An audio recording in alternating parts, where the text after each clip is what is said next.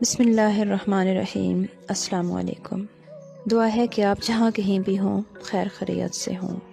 ہمیشہ کی طرح آج پھر میں آپ کے لیے یونیک نیم لے کر آئی ہوں، اور آج جو میں آپ کو پہلا نام بتانے والی ہوں وہ ہے سدید۔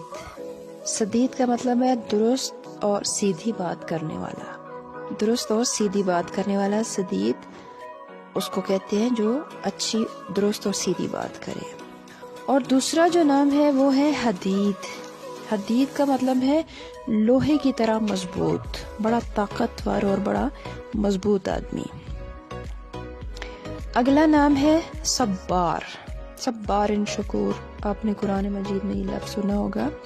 صبار کا مطلب ہے بہت زیادہ صبر کرنے والا۔ اور اگلا نام ہے متراف۔ مترفون کا لفظ بھی قرآن پاک میں آتا ہے۔ متراف کا مطلب ہے خوشحال آدمی، آسودہ حال آدمی، کہ جو ہمیشہ خوشحال اور آسودہ رہے۔ اور اگلا نام ہے عبد الفاطر۔ فاطر السماوات اللہ فاطر السماوات والارض قرآن پاک میں لفظ آتا ہے۔